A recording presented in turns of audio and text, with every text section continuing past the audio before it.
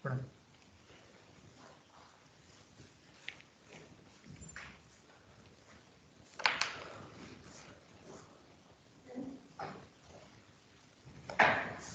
alaikum dear students.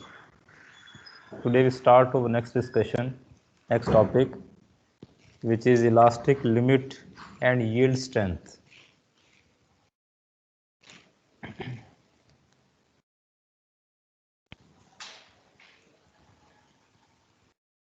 Elastic limit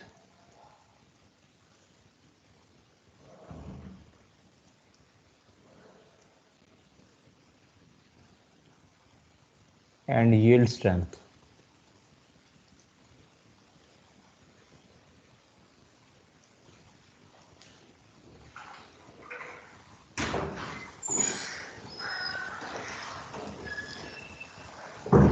देखें बच्चे, ये टॉपिक जो है दोनों पॉइंट ऑफ व्यू से पेपर के अंदर आ सकता है। इसमें से शॉर्ट क्वेश्चन भी बन सकते हैं और लॉन्ग में भी आ सकता है। शॉर्ट क्वेश्चन कैसे कि इसके अंदर डिफरेंट टर्म्स की डेफिनेशंस हैं, जो as a short answer question दो डेफिनेशंस अमूमन इसमें से कोई सी भी इलास्टिक लिमिट के बारे में पूछ सकता है, यील्ड पॉइंट क्या होता है उसके बारे में पूछ सकता है, अल्टीमेट टेंसाइल स्ट्रेस क्या होता है उसके बारे में आपसे पूछा जा सकता है। तो दो तीन definitions, ductile materials, brittle substances, वो क्या हैं, तो कुछ डेफिनेशंस आ जाती हैं और लॉन्ग क्वेश्चन में भी आ जाता है। लॉन्ग क्वेश्चन में अमूमन इस टॉपिक को कहा जाता है explain the behaviour of stress strain diagram in detail for elastic materials. ये लॉन्ग क्वेश्चन इस तरीके से भी आपसे पूछा जा सकता है कि explain stress strain diagram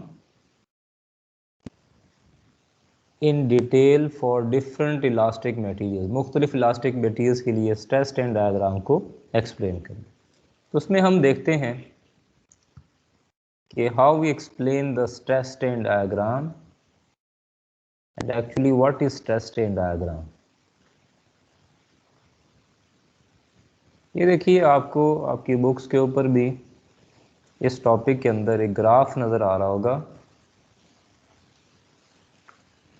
which is for different elastic materials.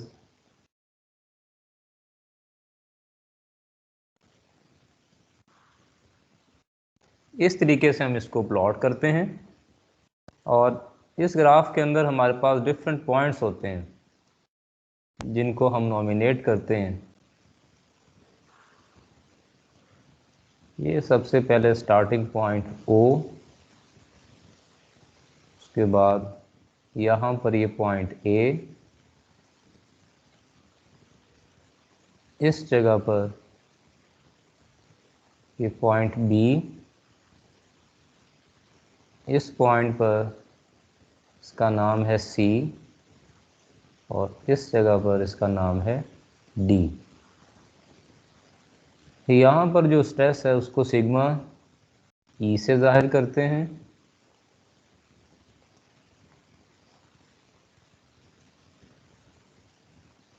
इसको कहते हैं सिग्मा P, प्रोपोर्शनल स्ट्रेस। ये sigma E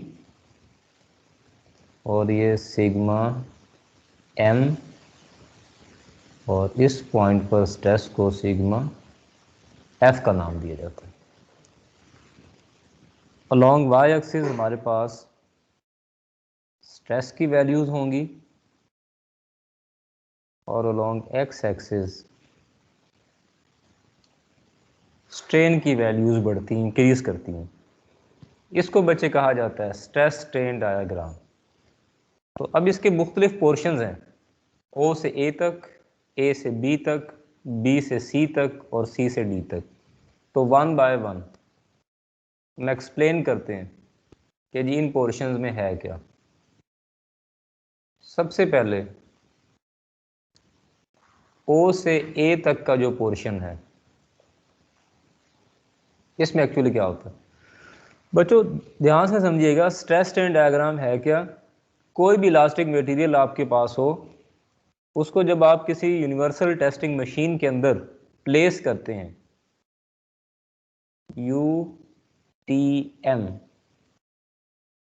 universal testing machine, बच्चे एक आपके पास डिवाइस होता है जिसके अंदर किसी स्पेसिमेन को प्लेस करके उस पर स्ट्रेस लगाया जाता है, उसको खींचा जाता है लाइक दिस। ये मेरे पास अगर कोई स्पेसिमेन है, कोई रॉड है,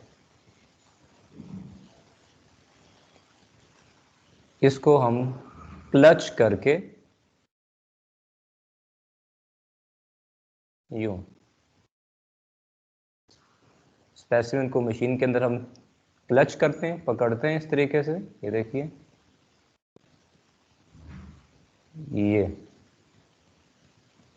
प्लेस करने के बाद ये दोनों एंड से इसके ऊपर फोर्सेस लगाई जाती हैं, जिससे ये स्पेसिमन, और उसके साथ कंप्यूटर ऑपरेटेड प्रोग्राम होता है। कंप्यूटर पर आपको ये वाली डायग्राम स्क्रीन के ऊपर नज़र आना शुरू हो जाती है, ये डायग्राम बनती है।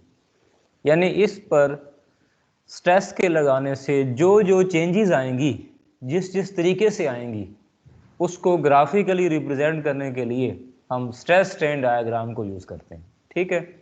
अब जब हम इस स्पेसिमेन को प्लेस करते हैं यूनिवर्सल टेस्टिंग मशीन में और उस पर स्ट्रेस लगाते हैं, तो फ़र्ज़ किया हमें ये वाला ग्राफ मिला।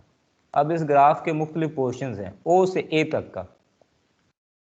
इस दौरान जो ग्राफ हमें मिलेगा, हम कहते हैं इस पर हुक्स लॉ अप्लाई होगा। Hooke's law is valid in the region O to A, और वो क्या है, stress is directly proportional to strain, इसको कहते हैं हुक्स लॉ। और पॉइंट A पर जो स्ट्रेस होता है उसका नाम होता है proportional limit. Proportional limit, the value of stress at point A, इस पॉइंट पर जो स्ट्रेस की वैल्यू है उसको सिग्मा P से जाहिर करते हैं, और इसको बोला जाता है प्रोपोर्शनल लिमिट। यानी जितना स्ट्रेस बढ़ाएंगे उतना ही बिगाड़ पैदा होगा, और दोनों आपस में डायरेक्टली प्रोपोर्शनल होंगे, इसलिए इस पर वैल्यू ऑफ स्ट्रेस का नाम होता है प्रोपोर्शनल स्ट्रेस। और आपको पता है, आप जानते हैं कि जब दो क्वांटिटीज़ के दरमियान स्ट्रेट लाइन बिहेवियर हो, तो इसका मतलब ये होता है कि ये दोनों क्वांटिटीज़ आपस में डायरेक्टली प्रोपोर्शनल हैं, और उनका जब ग्राफ बनाया जाता है तो will get a rising straight line. ये देखिए, O से A तक का portion, that is a rising straight line. ठीक है जी, इसको कहते हैं प्रोपोर्शनल स्ट्रेस। नाउ अब आप स्ट्रेस मजीद बढ़ा रहे हैं A से B तक, A से B तक, A से B तक, ये रीजन इलास्टिक रीजन कहलाता है। Elastic region, we named it as elastic region। इसका मतलब ये होता है कि स्ट्रेस और स्ट्रेन के दरमियान जो हमारे पास प्रोपोर्शनैलिटी थी वो ख़त्म हो जाती है, लेकिन इसके बावजूद अगर पॉइंट बी पर स्ट्रेस लगाकर आप स्ट्रेस को हटा भी देंगे तो वो स्पेसिमन दोबारा अपनी ओरिजिनल शेप को रीगेन कर लेगा। ये हमारे पास रीजन, इसको कहते हैं इलास्टिक रीजन। इसमें मटेरियल की इलास्टिसिटी की प्रॉपर्टी वो ओबे होती है। जैसा कि अगर आप ग्राफ को देखें, इस पर गौर करें, तो यू विल रियलाइज, आपको रियलाइज होगा कि इस ग्राफ को असल में यूं जाना चाहिए था,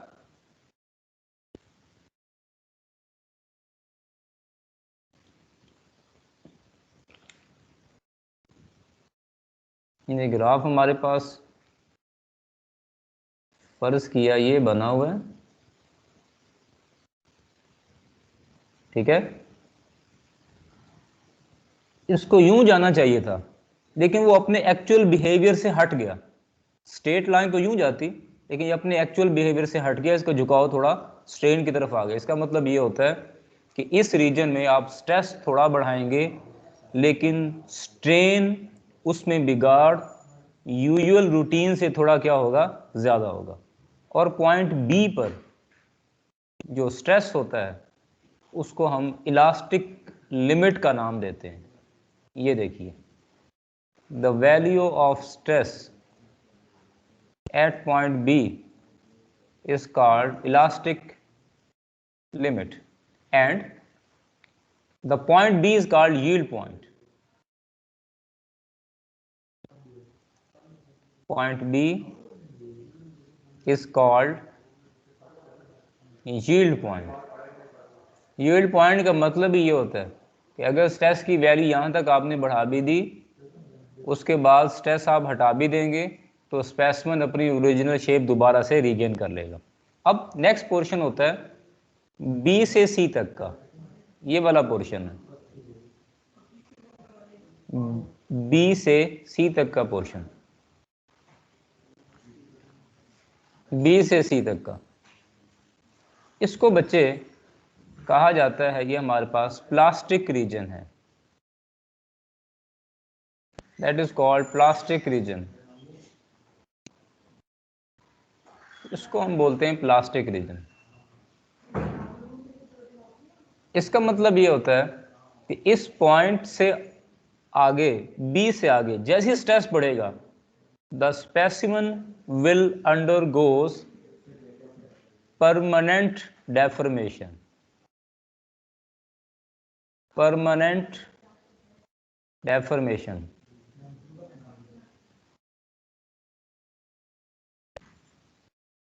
इसको कहा जाता है परमानेंट डेफॉर्मेशन।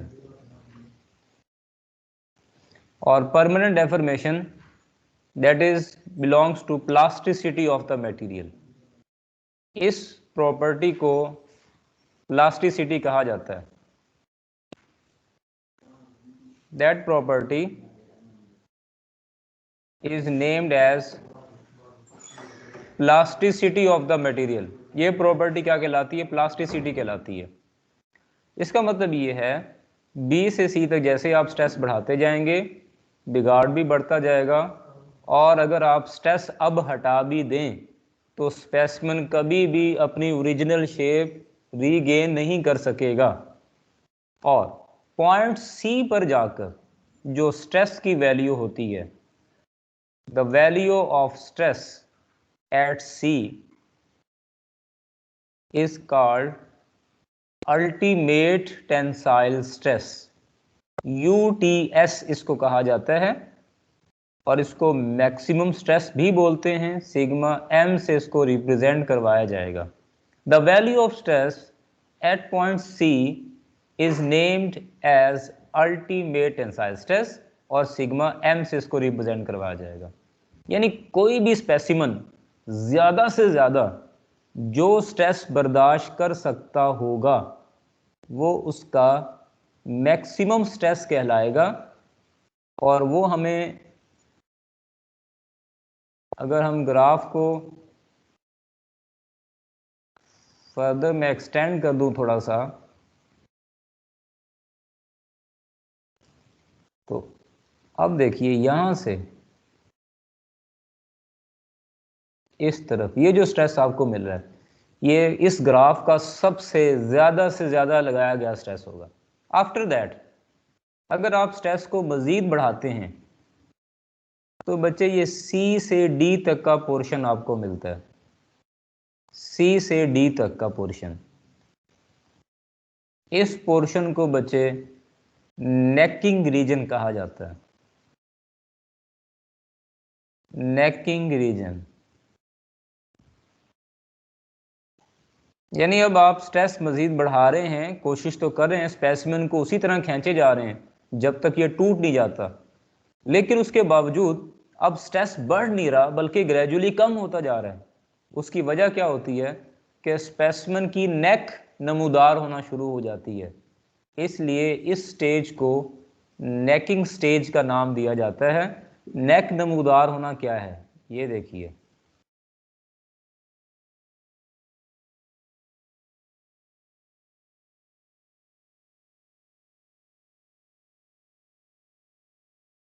स्पेसिमेन का एक्चुअल में यहाँ से अब क्रॉस सेक्शनल एरिया रिड्यूस होना शुरू हो जाएगा। वो स्पेसिमेन जिसको आप पहले इलोंगेट कर रहे थे, शुरू में उसकी लेंथ में इजाफा हो रहा था जस्ट, लेकिन अब सिर्फ लेंथ में इजाफा नहीं हो रहा बल्कि उसकी नेक नमूदार होना शुरू हुई। ये देखिए, नेक किसे कहते हैं? ऐसी जगह जहाँ पर एरिया कम हो। ये यूनिफॉर्म एरिया, इधर भी यूनिफॉर्म एरिया, ये इस रीजन में देखें ये नेक नमूदार हो गई है, इसका एरिया कम होना शुरू हो जाएगा। तो सी से डी तक ये सिचुएशन जो आपके सामने आएगी, और फाइनली एट पॉइंट डी पर जो हमारा स्पेसिमेन है वो दो टुकड़ों में तकसीम हो जाएगा। यहां पर देखिए, ये यहां पर दो हिस्सों में डिवाइड हो जाएगा। इस पर गौर करें तो इस जगह पर ये स्पेसिमेन दो टुकड़ों में, दो हिस्सों में डिवाइड हो जाएगा और ये कंडीशन बन जाएगी। इस पॉइंट पर अब जो स्ट्रेस होगा उसको सिग्मा एफ का नाम देते हैं, which is named as fracture stress.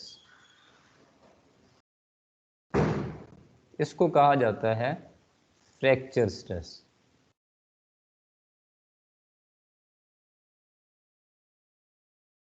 Sigma F से हम इसको रिप्रेजेंट करते हैं at that point, at that stage, और specimen will practically breaks into two pieces.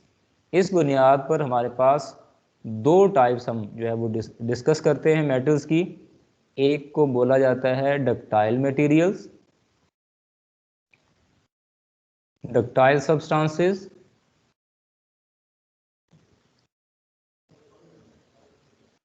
और दूसरी हमारे पास होती हैं brittle substances. Brittle substances,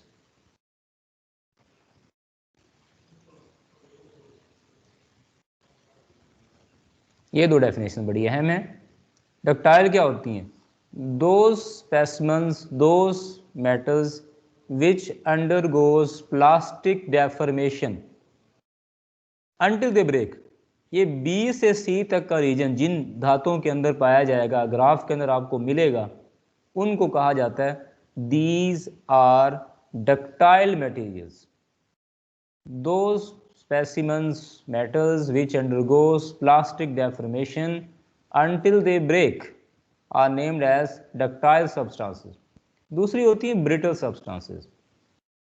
Those materials, those metals which breaks just after the elastic limit has been crossed. जैसे ही elastic limit cross होगी तो ये स्पेसिमन दो टुकड़ों के अंदर तकसीम हो जाएगा।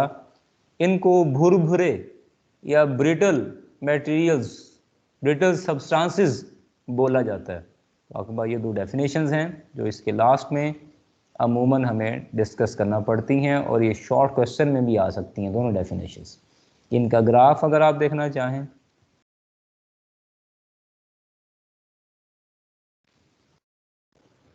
तो इनके अंदर आपको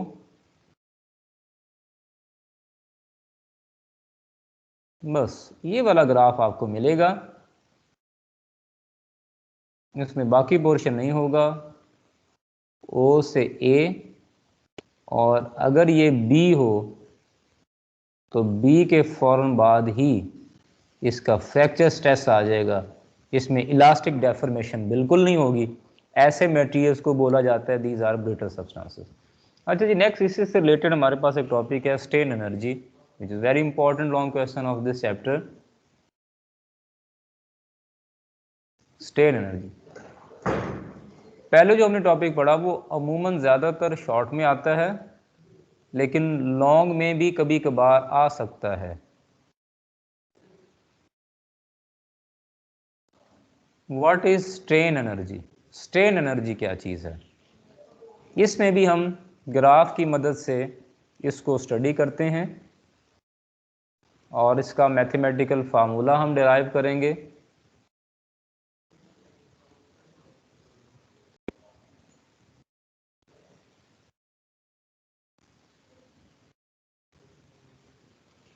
ये देखिए जी, हमारे पास एक स्पेसिमेन है, उसके बिहेवियर को हम स्टडी करना चाहते हैं।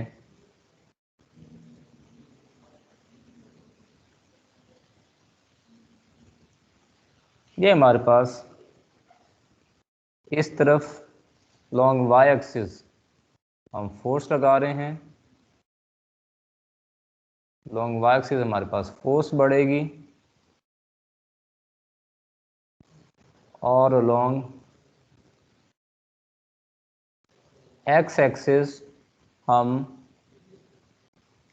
चेंज इन लेंथ को एलोंगेशन या एक्सटेंशन जिसको बोलते हैं, ये इसको हमने सिंपली अब यहाँ पर एल का नाम दिया हुआ है, चेंज इन लेंथ या एक्सटेंशन जिसको आप कहते हैं। तो अब इसके भी हमारे पास डिफरेंट पोर्शंस यहाँ पर बनेंगे।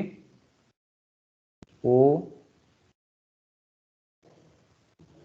और इस पॉइंट को चलें मैं बी का नाम दिए देता हूँ, और उससे नेक्स्ट यहाँ पर जो पॉइंट है इसको मैं सी का नाम देता हूँ। नेक्स्ट यहाँ पर जो पॉइंट है we named it as H. अब इसमें डिफरेंट पॉइंट्स पर हम फोर्सेस अप्लाई कर रहे हैं, मुख्तलिफ स्टेजेस पर इसके अंदर पाई जाने वाली जो वैल्यूज़ हैं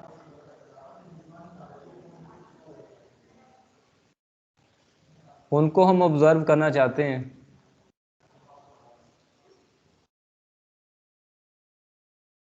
तो ये देखिए यहाँ पर फोर्स ये लग रही है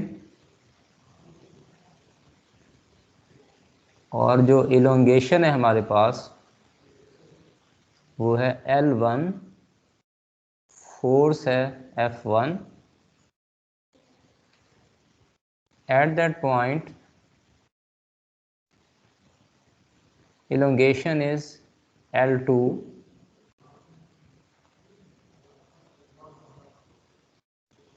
and force is F2। F2 force लग रही है और elongation आपके पास हो रही है L2। इसी तरह फर्दर ये आगे रीजन जो है वो एक्सटेंड होगा। तो सबसे पहले हम देखते हैं स्ट्रेन एनर्जी क्या है। बच्चे इस इलास्टिक मटेरियल्स की ये प्रॉपर्टी होती है कि जब आप उस पर फोर्स लगाते हैं तो उसके मॉलिक्यूल्स डिस्प्लेस हो जाते हैं, और जब आप फोर्स हटाते हैं तो मॉलिक्यूल अपनी ओरिजिनल जगहों पर आ जाते हैं। ऐसा क्यों होता है? That is due to the behaviour which is called as elastic behaviour, और इलास्टिक पोटेंशियल एनर्जी की वजह से होता है। हमने स्प्रिंग्स के बारे में पढ़ रखा है और स्प्रिंग्स की इलास्टिक पोटेंशियल एनर्जी को पढ़ रखा है। इलास्टिक पोटेंशियल एनर्जी, जब आप किसी स्प्रिंग को कंप्रेस करते हैं तो उसमें इलास्टिक पोटेंशियल एनर्जी स्टोर हो जाती है, और जब आप उस स्प्रिंग को छोड़ देते हैं तो वो स्प्रिंग दोबारा अपनी इलास्टिसिटी की वजह से पहले वाली पोजीशन पर आ जाता है। तो जब वो डिफॉर्म था, हमें डिफॉर्म करने के लिए वर्क करना पड़ता है। तो जब वो डिफॉर्म था हमें वर्क करना पड़ा। तो जब आप उसको छोड़ देंगे तो जो वर्क हमने किया हुआ था वो उसमें स्टोर हो गया था एज इलास्टिक पोटेंशियल एनर्जी। अब जब हमने उसको रिलीज किया, जब हमने उसको छोड़ा, अब उसी वर्क को यूटिलाइज करते हुए वो स्पेसिमन, वो स्प्रिंग, वो मटेरियल दोबारा से अपनी पहले वाली हालत में आ जाता है। तो बच्चों स्ट्रेन एनर्जी क्या है? एक्चुअल में इलास्टिक पोटेंशियल एनर्जी का दूसरा नाम क्या है? Strain energy. रेफरेंस सुनिएगा, the potential energy of the molecules due to their displacement from their mean positions is named as strain energy। जब मॉलिक्यूल्स डिस्प्लेस हो जाते हैं अपनी मेन पोजीशन से कंप्रेस होने की वजह से, अब जब आप उसको रिलीज करते हैं तो दोबारा अपनी मेन पोजीशंस पर, ओरिजिनल पोजीशन पर वापस आ जाते हैं। तो इस प्रॉपर्टी को हम कहते हैं, ये जो प्रॉपर्टी है, ये जो एनर्जी इसके अंदर है, इसका नाम है स्ट्रेन एनर्जी। और ये किसके प्रोपोर्शनल होती है? Work done in deforming the material is called as strain energy. तो अब हमारे पास एक एग्जांपल है, लेट अस कंसीडर, मेरे पास एक स्प्रिंग है, इसकी ओरिजिनल लेंथ है L। ये देखिए, जब हमने इसके साथ कोई लोड अटैच किया जिससे इसकी लेंथ जो है वो पहले से बढ़कर चेंज हो गई, और इसमें इलोंगेशन जो पैदा हुआ उसको मैंने नाम दे दिया L1 का। और इस लोड के अटैच करने से जो हमने फोर्स लगाई उस पर, एक्चुअली दैट इज F1। तो बच्चे ध्यान से देखिएगा, आपने इलास्टिक पोटेंशियल एनर्जी या इलास्टिक डिफॉर्मिंग फोर्स के बारे में पढ़ रखा है। याद रखिएगा, elastic spring force is an example of variable force. ये वेरिएबल फोर्स की एग्जाम्पल है, that is an example of variable force. इसका मतलब ये होता है कि इस स्प्रिंग को L1 लेंथ तक डिस्प्लेस करने के लिए जो फोर्स आपको लगाना पड़ेगी वो कांस्टेंट नहीं होगी। आपने ये प्रैक्टिस किया होगा कि स्प्रिंग जब अपनी नॉर्मल हालत में है तो शुरू में जब उसको डिस्प्लेस करना हो तो कम फोर्स लगाना पड़ती है। जब मज़ीद फर्दर उसको आप खींचते जाते हैं तो रिक्वायर्ड फोर्स क्या होती जाती है? बढ़ती जाती है। इसका मतलब है 0 से लेकर L1 तक डिस्प्लेस करने के लिए जो फोर्स आपको लगाना पड़ती है वो कांस्टेंट नहीं होती। कांस्टेंट होती तो स्ट्रेट लाइन ग्राफ मिलता। ये क्या है? वेरिएबल फोर्स है। इसका क्या मतलब है कि जैसे जैसे आप इसको एक्सटेंड करते जा रहे हैं आपको रिक्वायर्ड फोर्स बढ़ानी पड़ रही है। और ये क्यों बढ़ानी पड़ रही है? According to Hooke's law, F is directly proportional to extension change in length. जितना एक्सटेंशन बढ़ता जाएगा रिक्वायर्ड फोर्स भी क्या होती जाएगी? बढ़ती जाएगी। तो बच्चे जब आप पहले केस में देखते हैं कि L1 तक इसको स्ट्रेच करना है तो फोर्स बढ़ते बढ़ते कितनी होगी? F1 होगी। तो आपको ये स्ट्रेट लाइन मिली। इसका क्या मतलब है कि जैसे जैसे एक्सटेंशन बढ़ती जा रही है इसको स्ट्रेच करने के लिए जो रिक्वायर्ड फोर्स है वो भी क्या होती जा रही है? बढ़ती जा रही है। ये देखें ग्राफ के अंदर फोर्स एक जैसी नहीं है, मुसलसल आपको फोर्स क्या कर रही है? बढ़ाना पड़ रही है। ये देखें बढ़ गई, पहले 1 मिलीमीटर के लिए कुछ और है, दूसरे के लिए कुछ और, तीसरे के लिए कुछ और, चौथे के लिए कुछ और, लास्ट के लिए कुछ और। तो हम कहते हैं जी हमने L1 तक जब आपने इसको डिस्प्लेस किया तो फोर्स बढ़ते बढ़ते F1 होगी। तो अब इस दौरान हमने देखना है कि हमें वर्क कितना करना पड़ा, क्योंकि हम ये कहते हैं कि जितना वर्क हमें उसको स्ट्रेच करने के लिए करना पड़ा, this work is proportional to strain energy. जैसे हम कहते हैं कि स्प्रिंग को कंप्रेस करने के लिए आपको जितना वर्क करना पड़ता है वो वर्क बराबर होता है elastic potential energy of the spring. जितना वर्क किया उतनी एनर्जी स्टोर होगी, वर्क कम करेंगे कम एनर्जी स्टोर होगी, वर्क ज्यादा करेंगे ज्यादा एनर्जी स्टोर होगी। तो हम स्ट्रेन एनर्जी मालूम करना चाहते हैं तो फिर हमें वो वर्क कैलकुलेट करना पड़ेगा जो हमें इस स्प्रिंग के ऊपर करना पड़ा L1 लेंथ तक उसको डिस्प्लेस करने के लिए F1 तक फोर्स को बढ़ाते हुए। तो आप देखिए O से B तक के रीजन में फोर्स कांस्टेंट नहीं है। तो जब फोर्स कांस्टेंट ना हो तो बच्चे हम क्या करते हैं? हम पूरे पोर्शन को स्मॉल स्टेप्स में, इंटरवल्स में डिवाइड कर देते हैं। तो हमने देखें इसको इंटरवल में डिवाइड कर दिया, फ़र्ज़ किया, हम कहते हैं जी इस इंटरवल में जो डिस्प्लेसमेंट है स्प्रिंग का वो डेल्टा एक्स है, और इस दौरान जो हमें फोर्स लगानी पड़ी उसको मैं एफ से रिप्रेजेंट कर रहा हूँ। तो एक स्टेप के लिए, एक इंटरवल के लिए, for the small interval the work done will be equal to F into delta X. ये एक इंटरवल का वर्डन आ गया। अगर हम टोटल वर्डन कैलकुलेट करना चाहते हैं जो इस पूरे प्रोसेस में करना पड़ा, तो that must be equal to the area of the triangle OAB, area of the triangle OAB। ये देखिए, इस पॉइंट को अगर मैं ए का नाम दे दूं तो मेरे पास ये ट्राइंगल है OAB, that is a right angle triangle. ये देखिए, ये एक राइट एंगल ट्राइंगल बन रही। इस ग्राफ के अंदर जो भी एरिया आएगा वो वर्क के प्रोपोर्शनल होगा। ये हम 12 कह चुके हैं कि हमारे पास जितना भी एरिया आता है किसी भी ग्राफ के अंदर वो रिप्रेजेंट करता है उस दौरान वर्क को। तो बच्चे ये आपके पास एक ट्राइंगल बन रही है, तो ट्राइंगल का एरिया का फार्मूला होता है हाफ बेस इनटू हाइट।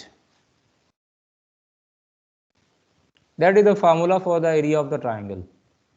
तो ये देखिए, हाफ बेस आपके बाद यहां से लेकर यहां तक ये बराबर है L1 के, और हाइट यहां से लेकर यहां तक ये बराबर है F1 के। then the formula will becomes half L1 into F1। ये वर्क आ गया। This work is proportional to strain energy. यही वर्क बराबर है स्ट्रेन एनर्जी के। तो the formula for the strain energy will be half F1 into L1। This is the relation for the strain energy.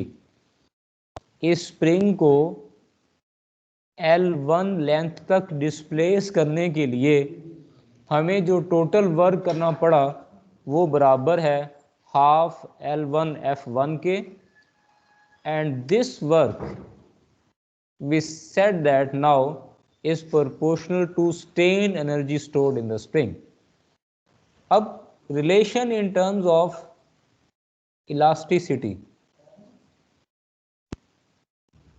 Relation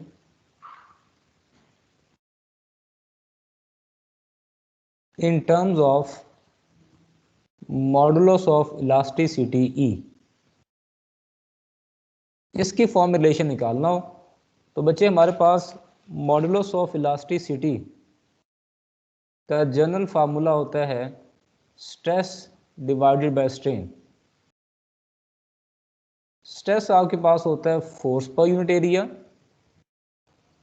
और यहाँ पर जो stress discuss हो रहा है वो है टेंसाइल स्ट्रेस, क्योंकि लेंथ में चेंज हम डिस्कस कर रहे हैं। तो change in length over original length. अगर मैं इसका फार्मूला इसको सिंप्लीफाई करके लिखूं तो एफ एल ओवर ए इंटू डेल्टा एल, ये फार्मूला बन गया। अब ये जनरल फार्मूला है। अब हम प्रैक्टिकल कंडीशंस की तरफ आते हैं। इस केस में जो हमारे पास फोर्स है उसका नाम रखा हुआ है हमने F1। ये देखिए मैंने मेंशन किया हुआ है F1, और जो ओरिजिनल लेंथ थी स्प्रिंग की उसको हमने रिप्रेजेंट किया हुआ है कैपिटल L से, ओरिजिनल लेंथ को, और चेंज इन लेंथ है उसको रिप्रेजेंट करवाया हुआ है L1 से। And area of this wire is A। Then अब इस फार्मूले में हम ये वैल्यूज पुट अप कर देते हैं F1 capital L over A into L1। ये देखिए, अब ये हम मॉडिफिकेशन इसके अंदर करेंगे कि हमने F1 से रिप्रेजेंट करवाया, ओरिजिनल लेंथ को कैपिटल L से रिप्रेजेंट करवाया, एरिया ऑफ द वायर को A से, और चेंज इन लेंथ को L1 से। नाउ अगर यहाँ से मैं F1 की वैल्यू एक तरफ लिखना चाहूँ तो ये EAL1, ये AL1 इधर जाकर मल्टीप्लाई होगा, क्रॉस मल्टीप्लाई कर देंगे।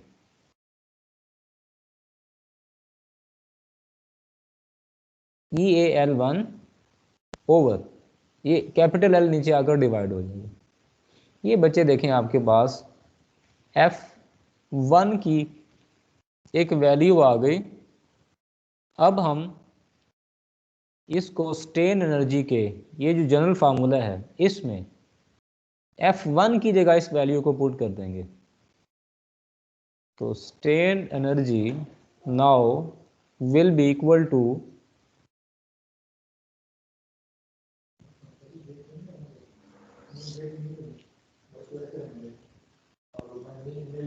1/2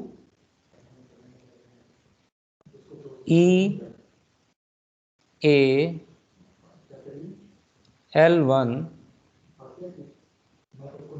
ओवर कैपिटल L। ये देखिए F1 की जगह मैंने ये वैल्यू पुट कर दी एंड मल्टीप्लाइड बाय L1 इससे मल्टीप्लाई हो जाएगा। तो देखिए हमारे पास फार्मूला बन जाएगा half. Now the relation for strain energy will B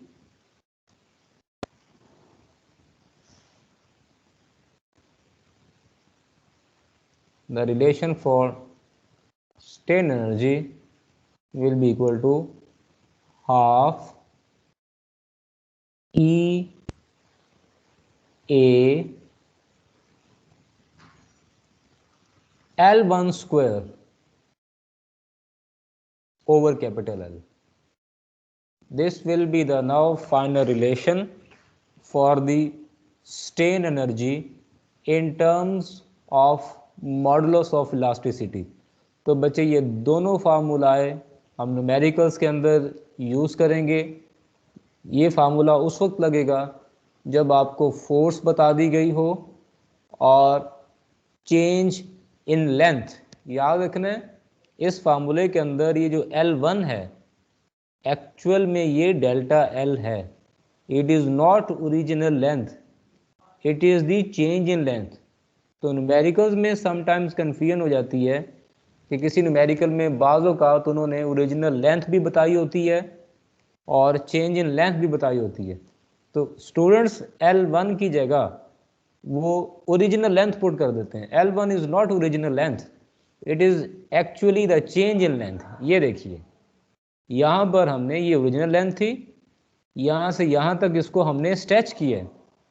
तो इस दौरान जो आपको वर्क करना पड़ा वो हमने कैलकुलेट किया है, और ये जो पोर्शन आपके पास यहाँ पर सामने आ रहा है that is actually the change in length in the spring. ये चेंज इन लेंथ के बराबर है। तो इसलिए आपने इस बात का ख्याल रखना है इसको सॉल्व करते हुए कि this will be the final relation half EAL1 square over capital L will be the final relation for the strain energy in terms of modulus of elasticity of the material। तो बच्चे ये topic भी as a long answer question बड़ा ही important है। इसमें एक next portion है, ये तो हमने L1 तक डिस्प्लेस किया। वो कहते हैं अगर आपने L2 तक डिस्प्लेस करना है तो फिर देखें कि हमें जो स्ट्रेन एनर्जी इसमें स्टोर होगी वो कैसे मिलेगी। तो याद रखिएगा अब इसके अंडर जो एरिया आएगा वो ये वाला होगा, area under this graph. B से C तक का ये जो रीजन है इसके अंडर जो भी एरिया आ रहा है that is proportional to work done during this region during this time, and this work is now will be proportional to strain energy stored in that portion। वो इस पोर्शन में स्ट्रेन एनर्जी के बराबर होगा। तो इसका एरिया या के पास ट्रेपीजियम एक ट्रेपीजॉइड बन रही है, तो ट्रेपेजॉइड का एरिया का फार्मूला हम यहाँ पर अप्लाई करेंगे। बी, इसको कहते हैं रीजन को ए बी सी, और इस पॉइंट को मैं अगर डी का नाम दे दूँ तो ए बी सी डी, ये जो रीजन है इसके अंदर जितना वर्क होगा वो कैलकुलेट कर लेंगे by area under this graph, और एरिया अंडर दिस ग्राफ बराबर होगा एरिया ऑफ द ट्रेपेजॉइड। तो in this way we will calculate the strain energy and this is the important long question. Allah हाफिज़ बच्चों, नेक्स्ट टाइम हम इंशाल्लाह इससे next topic को डिस्कस करेंगे which is energy band theory, that is also a long question of this chapter. Allah हाफिज़।